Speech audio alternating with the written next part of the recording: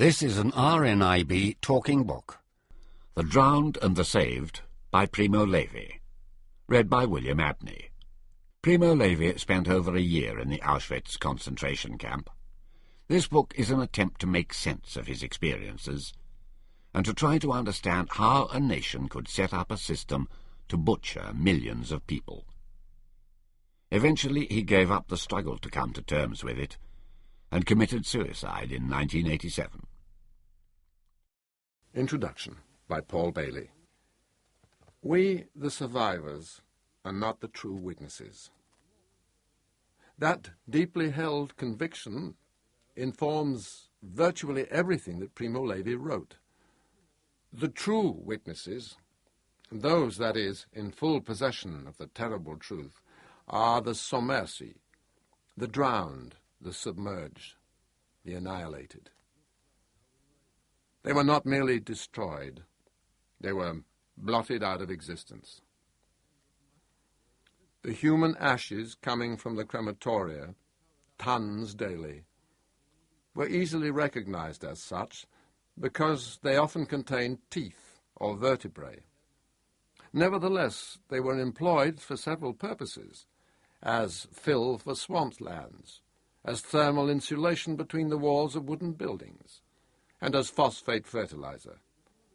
And, especially notable, they were used instead of gravel to cover the paths of the SS village near the camp.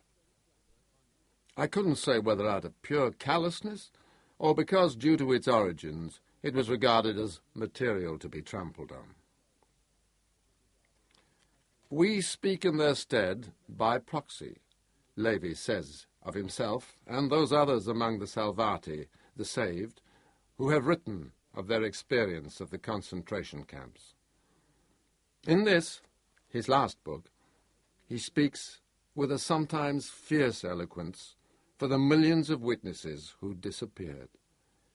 It is a book in which the questions outnumber the answers, for all Levi's brave attempts to explain the inexplicable.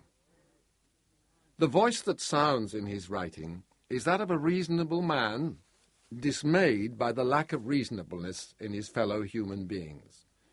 It's the voice of a skeptic, a natural doubter. The German edition of If This Is a Man is prefaced by a letter Levi wrote to his translator.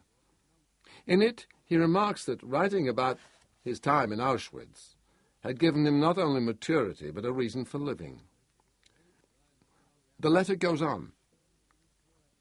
Perhaps it is presumption, but there it is. Today I, prisoner number 174517, by your help, can speak to the German people, remind them of what they have done, and say to them, I am alive, and I would like to understand you in order to judge you. It continues. I never harbored hatred for the German people, and if I had felt that way, I would be cured of it after having known you. I do not understand, I cannot tolerate the fact that a man should be judged not for what he is, but because of the group to which he happens to belong. And this is how it ends. But I cannot say I understand the Germans. Now, something one cannot understand constitutes a painful void, a puncture, a permanent stimulus that insists on being satisfied. I hope that this book will have some echo in Germany, not only out of ambition, but also because the nature of this echo will perhaps make it possible for me to better understand the Germans, placate this stimulus. The Drowned and the Saved warns and reminds us that the unimaginable can happen again. A would-be tyrant is waiting in the wings with beautiful words on his lips.